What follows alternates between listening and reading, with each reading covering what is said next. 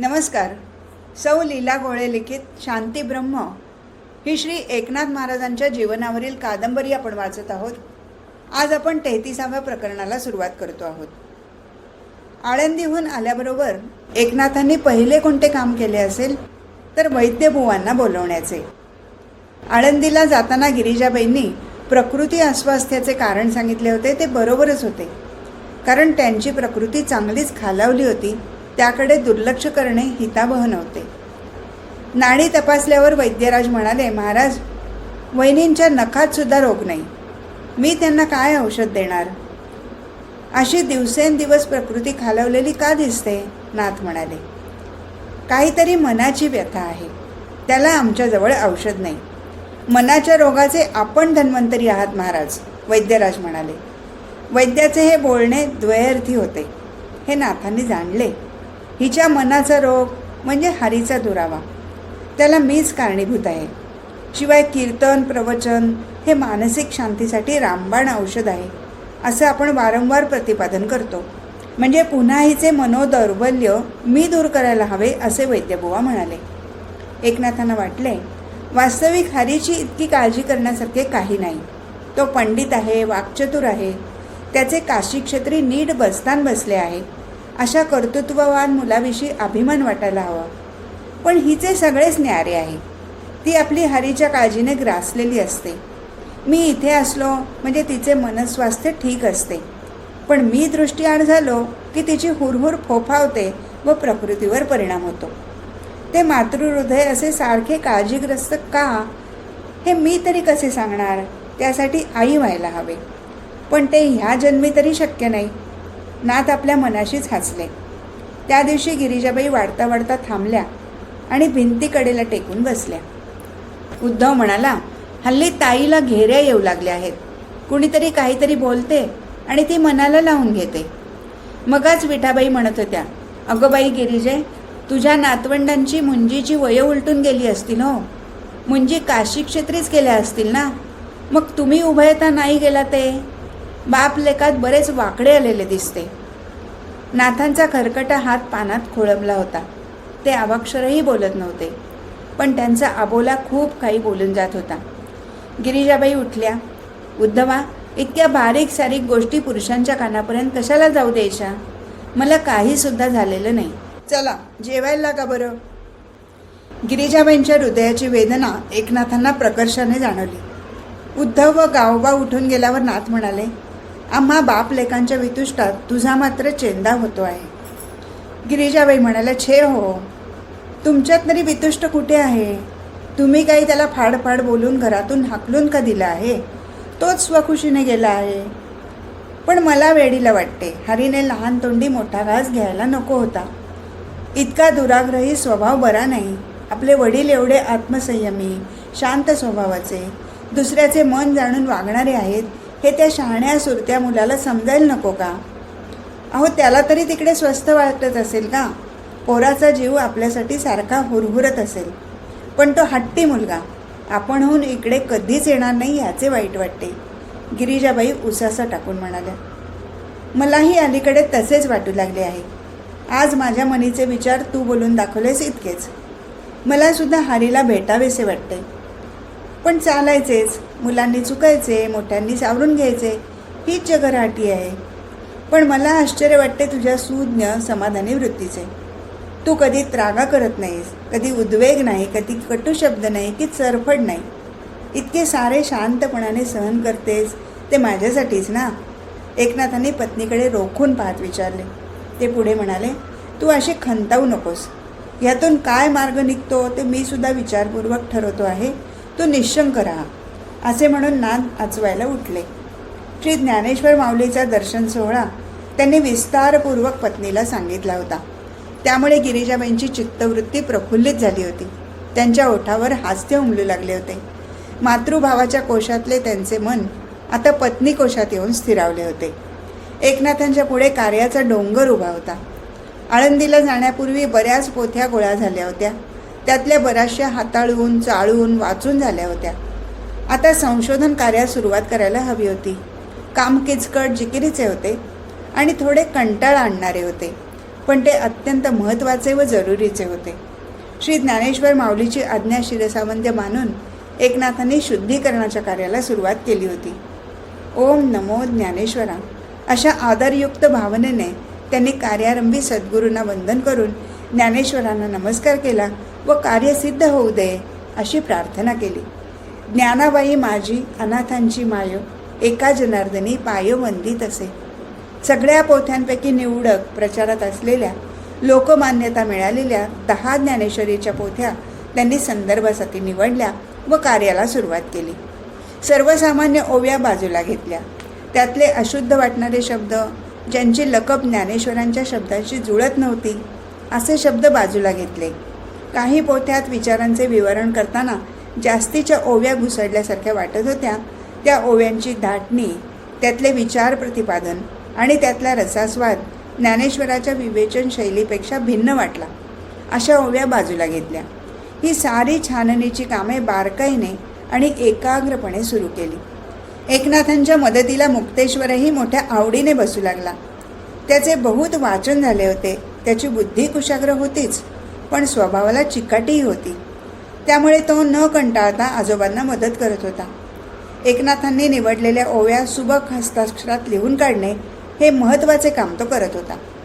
एकनाथांना त्या गुणी नातवाचे फार कौतुक वाटायचे. त्यांना वाटायचे हा बुद्धिमान आहे, पण हरीसारखा अहंकारी आग्रही नाही.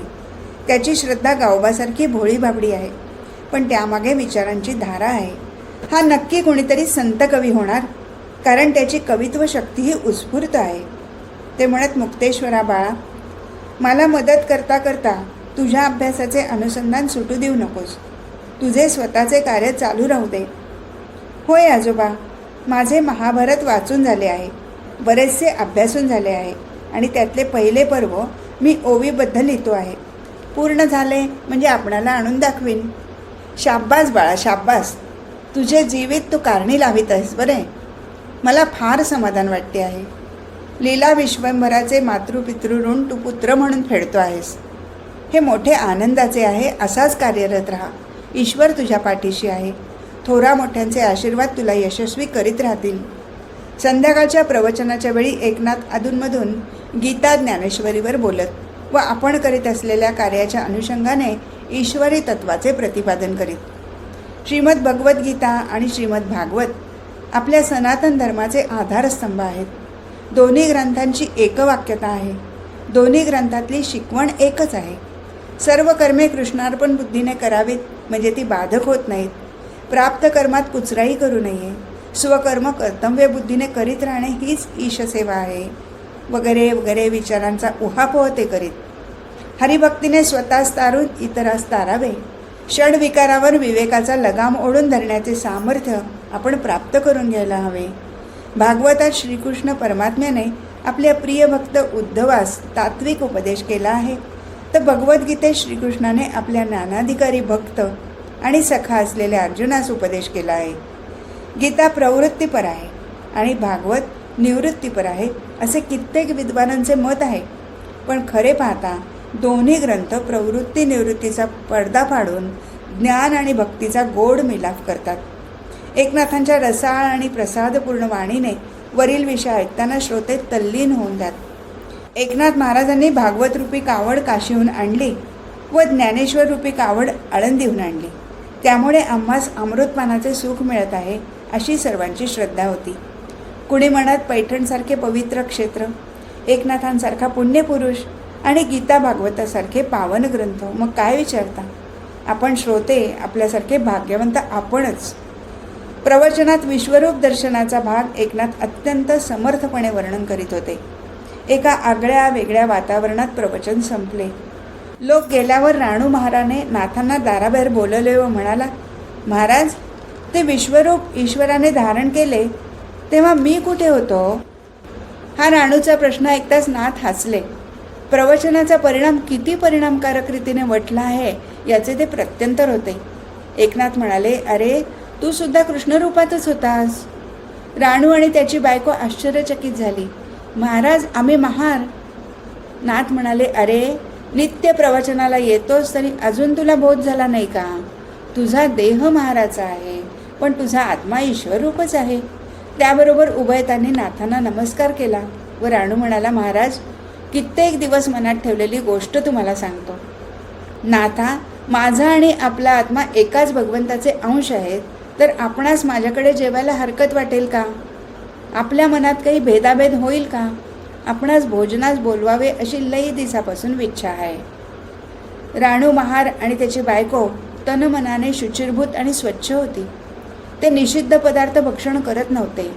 मुखाने सतत विठ्ठल नामस्मरण करीत. देहाने ते महार असले तरी त्यांचे आचरण ब्राह्मणाचे होते. त्यांचे जातभाई त्यांना विनोदाने महारातला बामण म्हणत. त्या उभयतांची ईश्वरनिष्ठा कित्येक ब्राह्मणांपेक्षा श्रेष्ठ होती. एकनाथांनी क्षणाचाही विचार न करता आमंत्रणाचा स्वीकार केला. पैठण नगरी पुन्हा एकदा तळापासून ढवळून निघाली. वरिष्ठ मंडळींनी एकमुखाने विरोध दर्शवला. आम जनतेत कोलाहल माजला.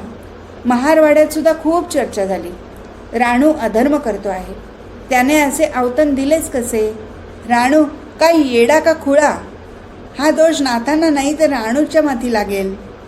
आपण सांगू की बाबा, अशा देव माणसाला बाटवू नगस.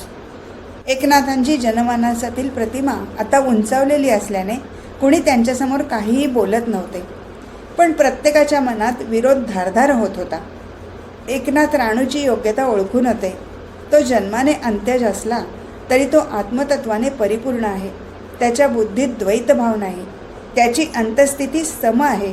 अशा शुद्ध मनाचा राणूस अगर त्याच्या बायकोस आपण अंत्यज म्हणू शकत नाही.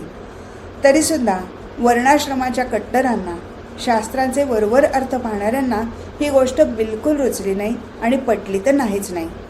पण एकनाथ महाराज कुणालाही न जुमानता आपले म्हणणे खरे केल्याशिवाय राहणार नाहीत याची त्यांना अनुभवाअंती खात्री होती. एकनाथ महारवाड्यात भोजनास कसे जातात ते पाहू. एकनाथांच्या वाड्यापासून राणूच्या झोपडीपर्यंत थोड्या थोड्या अंतरावर 4-4 माणसांचे घोळके उभे राहिले. जेवणाची वेळ झाल्यावर एकनाथ निर्धास्तपणे सर्वांच्या समोरून राणूच्या घरी गेले. लोक काहीही बोलू शकले नाहीत की त्यांना अडवू शकले नाहीत. राणू आणि त्याची बायको आनंदाने वेडीपिशी झाली. महाराजांचे स्वागत तरी कसे करावे हे त्यांना सुचेना. हातपाय धुवायला गरम पाणी दिले, बसायला आसन घातले, त्यांच्या कपाळाला कुंकुम तिलक लावला, त्यांना ओवाळले. दोघांचे नेत्र तृप्तीने डबडबले होते. कृतज्ञता व्यक्त करण्यासाठी ओठ फुरफुरत होते. पण दोघं अवाक्षरही बोलत नव्हते. तरीसुद्धा ये हृदयीचे ते हृदयी घातले ही अनुभूती त्या तिघांना जाणवत होती. जेवायला पत्रावळ मांडली, भोवती रांगोळी काढली, मोजकेच साधे अन्न, पण त्याला अमृताची माधुरी आली होती. महाराज तृप्त होईपर्यंत जेवले. राणू त्यांना वारा घालत होता व त्याची बायको तत्परतेने वाढप करत होती. वाटेवर घोळक्या घोळक्याने उभी असलेली मंडळी आता राणूच्या झोपडीकडे आली. काही एकनाथांच्या वाड्यावर त्यांच्या घरची हालहवाल बघायला गेली. तो काय आश्चर्य! मंडळी म्हणू लागली की याला चमत्कार म्हणावा की ईश्वरी साक्षात्कार म्हणावा, एकनाथांचा सद्भाव म्हणावा की राणूची पुण्याई. अहो, एकनाथ राणूकडे निश्चंकपणे भोजनात मग्न आहेत असे पाहून वाड्यावर परतलो तर वाड्यात नाथ शांतपणे पोथी वाचताना दिसत होते. एकच नाथ, पण 2 भिन्न भिन्न ठिकाणी कसे? एकाच वेळी 2 भिन्न कृती कशा करत आहेत? आता मात्र लोकांची धावपळ सुरू झाली. एकनाथांचा वाडा ते राणूची झोपडी आणि सर्वांना दृष्टीभ्रम झाल्यासारखे वाटले. लोकांचा स्वतःच्या डोळ्यावर विश्वास बसेना. हे चेटूक म्हणावे की नजरबंदी? संभ्रमित झालेली मंडळी एकमेकांना विचारत होती, हे असे कसे? त्यातले विचारी लोक तर्कशास्त्राच्या कसोटीवर घटना घासून घेत असल्याच्या आविर्भावात म्हणाले, राणूचा भगवत भाव जाणून भक्तवत्सल पांडुरंग एकनाथांच्या रूपात त्याच्याकडे जेवायला आला असावा. प्रत्यक्ष एकनाथ राणूकडे गेलेलेच नसावेत. प्रत्यक्ष द्वारकाधीश श्रीखंडाच्या रूपात आपल्या पैठणात नव्हता का वावरत? देवाला काय अशक्य आहे हो? या घडलेल्या चमत्कारामुळे एकनाथाची लोकमानसातील प्रतिमा जास्तच उजळली. त्यांची लौकिक उंची वाढली. अर्थात या लौकिकाचा नाथांच्या मनात हव्यास नव्हता. ते फक्त मुक्ताबाईच्या शब्दात म्हणायचे, शुद्ध ज्याचा भाव झाला दुरी नाही देव त्याला. ह्याच शुद्ध भावनेने एकनाथांचे ज्ञानेश्वरीचे शुद्धीकरण चालले होते. कामाला आता वेग आला होता. एकनाथांना क्षणाची उसंत मिळत नव्हती. त्यांचे नित्यकर्म ठराविक चाकोरीतूनच जात होते. पण या नैमित्तिक कर्माकडेही दुर्लक्ष होत नव्हते. परमार्थ हा गृहीत इव केशेषु या जागरूकतेने करावा असे त्यांचे ठाम मत होते. पुन्हा एक विचित्र प्रसंग ओढवला. आदल्या दिवशी रात्री कीर्तनानंतर घोटाळणारा व बोलू की नको या संभ्रमात असलेला माणूस सकाळी निश्चयात्मक बुद्धीने नाथांकडे आला व अत्यंत नम्रपणे म्हणाला, महाराज, मी तीर्थयात्रेला जाताना आपणापाशी एक बहुमोल वस्तू ठेवून गेलो होतो. ती आता मला परत द्यावी. एकनाथ क्षणभर विचारात पडले. परमार्थ विषयात रंगलेल्या मनाला प्रवृत्तीचे विस्मरण व्हावे हे साहजिकच होते. तो माणूस भयभीत झाला. त्याला वाटले, महाराज काहीच बोलत नाहीत तेव्हा माझी वस्तू बळकवण्याचा विचार दिसतो. मी मोठ्या विश्वासाने कुणाशीही साक्ष न ठेवता ही अमूल्य वस्तू त्याच्या स्वाधीन केली. ते आता नाही म्हणाले तर काय होईल? माझ्या सांगण्याला काय पुरावा? त्या इस्माचे ओठ कोरडे पडले व भीतीने डोळे पांढरे व्हायची वेळ आली. एकनाथ म्हणाले, असे घाबरू नका. मी तुमची वस्तू कालत्रही हडप करणार नाही. मला फक्त विस्मरण झाले आहे म्हणून जरा विस्ताराने सांगा. त्या गृहस्थाने सारी हकीकत साधंत सांगितली. त्याबरोबर नाथ म्हणाले, आठवले, सर्व आठवले. आपण परिसाचा दगड माझ्यापाशी दिलात तेव्हा मी देवपूजेत मग्न होतो. त्यामुळे तो दगड मी देवाऱ्याखाली ठेवला. चला, तुमचा तुम्ही घेऊन जा कसे. एकनाथ पितांबर नेसून देवघरात गेले व देवाऱ्याखाली हात फिरवला तर तिथे ती ठेवलेली वस्तू नव्हती. त्यांना वाटले, अरे, निर्माल्याबरोबर गंगार्पण झाली की काय? एकनाथ शांतपणे म्हणाले, नाही बुवा, इथे परीस नाही. तो कदाचित निर्माल्याबरोबर नदीत टाकला गेला असावा. त्याबरोबर अमूल्य वस्तूचा अपहार झालेला तो माणूस मनस्वी चिडला, रागवला. आधी त्याच्या डोळ्यातून गळगळ अश्रू वाहू लागले. मग मात्र संतापाच्या भरात तो स्वार्थी, चोर, लुटारू, दरोडेखोर असे अपशब्द उच्चारू लागला. बाहेरून परमार्थाचे वस्त्र पांघरून आतून काळ्या कारवाया करणारा असे म्हणालाही त्याने कमी केले नाही. तरी एकनाथ शांतच होते. त्याचा रागाचा पारा थोडा खाली आल्यावर एकनाथ म्हणाले, अहो, इतक्या क्षुल्लक गोष्टीसाठी इतके रक्त का आटवता? कामात क्रोधो विजायते हे श्रीकृष्णाचे वचन खरे आहे हे तुम्हाला पटते का? अहो, त्या परिसाचं काम इच्छा निर्माण झाली आणि तो न मिळाल्यामुळेच तुमच्या ठिकाणी क्रोधाचा प्रादुर्भाव झाला. आता ह्याच क्रमाने पुढचा अनर्थ घडण्यापूर्वी आपण गोदावरीवर जाऊ व आम्ही जिथे नित्य निर्माल्य टाकतो तिथे शोधून पाहू. आता मला शहाणपणा शिकवू नका. वाहत्या पाण्यात टाकलेली वस्तू एका जागी राहते काय? तुमच्या नादी लागायला मी काय इतका मूर्ख आहे? पण प्रयत्न करून पाहायला काय हरकत आहे? शिवाय तुमच्या नशिबात तो असला तर त्याला कुणीही हिरावून घेऊ शकणार नाही असे म्हणून नाद चालू लागले व तो किंग कर्तव्यमूढ झालेला गृहस्थही त्यांच्या मागे निघाला. एकनाथ गंगातीरी आले. त्यांनी गंगेस अभिवादन करून पोटरीपर्यंत पाण्यात प्रवेश केला. भगवान नाम स्मरण करून अर्ध्यासाठी पाण्यात ओंजळ बुडवतात तशी बुडवली आणि तळात नेऊन ओंजळभर वाळू बाहेर काढली. एकनाथाने मागे वळून त्या इसमाला जवळ बोलवले व सांगितले, यात तुमचा परीस कोणता आहे ते ओळखा. तो गृहस्थ पुन्हा चिडला आणि म्हणाला, ही नदीतली वाळू माझ्या पदरात टाकून मला फसवता काय? आता आणिक हे धंदे का? एकनाथ म्हणाले, अरे सद्गृहस्था, शांतपणा धरायला काय घेशील? हातातला कोणताही खडा उचल, तो परीसच आहे. तो गृहस्थ नाथांच्या वाड्यावर येतानाच आपल्या खिशात लोखंडाचे तुकडे घेऊन आला होता. न जाणं उगाच फसायला नको म्हणून खात्रीसाठी ही योजना केली होती. आपल्या खिशातील लोखंडाचा तुकडा काढून त्याने नाथांच्या ओंढळीतल्या एका खड्याला लावला आणि काय आश्चर्य, त्या गृहस्थाच्या हातात सोन्याचा तुकडा लकाकू लागला होता. नाथांच्या ओंजळीतला प्रत्येक खडा परीस झाला होता. त्या गृहस्थाची संभ्रमित अवस्था पाहून आणि सर्वच खडे हस्तगत करावेत ही अभिलाषा पाहून नाथांनी त्याला फक्त एक खडा घ्यायला सांगितले व बाकीचे पुन्हा गोदावरीत टाकून दिले. एकनाथांचा आधार सुटल्याबरोबर ते सारे पुन्हा वाळूचे खडे झाले. एकनाथ म्हणजे खुद्द परीस होते. ते ज्याला स्पर्श करतील त्याचे सोने झाल्याशिवाय राहत नव्हते. अर्थात जाणकाराखेरीज हे कुणाला समजत नव्हते. अनुभवाखेरीज ते कुणाला पटत नव्हते. वास्तविक एकनाथांमुळे साऱ्या पैठण नगरीचे सोने झाले होते. बाहेर परकीय सत्तेचा जुलूम जबरदस्तीचा धुमाकूळ चालला होता. अत्याचार अनाचार बोकाळला होता. तरी पैठण नगरी त्या मानाने शांत होती. ती केवळ एकनाथांची पुण्याईच नव्हे का, प्रत्येक व्यक्तीचे काही ना काही प्रकारे सोनेच झाले होते. असा हा अमोल परीस पैठणकरांच्या भाग्याने त्यांना लाभला होता. संध्याकाळची वेळ होती. गाई गुरं ओढीने परतली होती. नाथांच्या वाड्यातील गोठाही हंबरण्याने भरून गेला होता. उद्धव, गावबा हे दिवे लागण करण्याच्या कामाला लागले. गिरिजाबाई हाती निरांजन घेऊन तुळशी वृंदावनाकडे निघाल्या. नाथ ओटीवरच्या झोपाळ्यावर बसून माऊलीची विराणी गुणगुणत होते. गणू वाजे गुण गुणा, वारा वाहे ऋण जुणा, भव तारू कहा काना, मज भेट वाका. या करकरीत तिन्ही सांजेच्या वेळी विराणीचे आर्त स्वर हृदय हेलावून सोडत होते.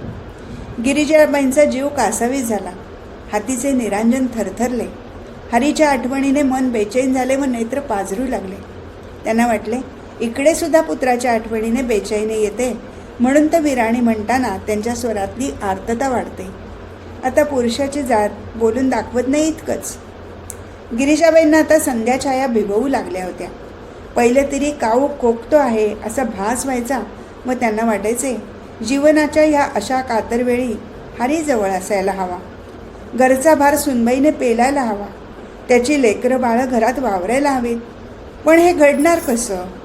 इकडचे मन आभाळा एवढे मोठे, पण मुलाला ते कधीच समजलेच नाही. इकडचा स्वभाव लाखातला, पण लेकाने कधी त्याचा विचारच केला नाही. नुसता त्रागा आणि आतताईपणा. त्यामुळे सर्वांनाच दुरावा सहन करावा लागतो आहे, पण त्याला इलाज नाही. ओटीवर येऊन त्या हळूच म्हणाल्या, उठावं, संध्येची वेळ झाली. नाथांनी पत्नीला आपल्या जवळ बोलवले. हितगुज सांगावे अशा स्वरात ते म्हणाले, मी देखील आता नक्की ठरवले आहे. थोडं थांबून ते म्हणाले, हे ज्ञानेश्वरीचे काम पुरे झाले म्हणजे पुन्हा काशीला जायचे. अहो, म्हणजे तिसऱ्यांदा काशी यात्रा? पण आता वयोमानाप्रमाणे झेपणार आहे का? नाथ धीमेपणे म्हणाले, या खेपेला हरीला बरोबर घेऊन देवदेवतार्चन करणार आहे. यात्रा सुफळ संपूर्ण होईल व मग हरीला सहकुटुंब सहपरिवार इकडे घेऊन येणार. खरं की काय? गिरिजाबाई आनंदातिशयाने म्हणाल्या आणि त्यांनी डोळ्याला पदर लावला. मातृहृदयाचा तो हळवा आविष्कार पाहून नाथांना कौसल्या मातेची आठवण झाली. पण देवमातेचे केवढे दुर्दैव की त्यांच्या दुःखात वाटणी करून घ्यायला दशरथ राजा हयात नव्हते. एकनाथ उठले. गिरिजाबाईंच्या खांद्याला आश्वासात्मक स्पर्श केला व मृदू शब्दांनी त्यांचे सांत्वन केले. ज्ञानेश्वरीचे लेखन वेगावले होते तरी एकनाथांचे मन 6व्या अध्यायातच अडकून पडले होते. माऊलीने मुद्दाम 6व्या अध्यायाकडे माझे लक्ष वेधले. माझ्या कवेत माऊली का समावली नाही याचा उलगडा मला 6वा अध्याय वाचताना होत गेला. दृश्यादृश्य, विश्वाची व्याप्ती, कुंडलिनी जागृतीचे सामर्थ्य वगैरे विषय हाताळताना त्यांचे अनुभवजन्य ज्ञान दृष्टांतादाखल उपयोगी पडत गेले व नम्र असलेले मन विनम्र झाले. गिरिजा माझी पत्नी, पण तिचे मन तरी मला कुठे कवेत घेता येते? या मातृहृदयाची व्याप्ती मला कुठे ओलांडता येते? हे प्रकरण इथेच संपलं. हरिओम तत्सत.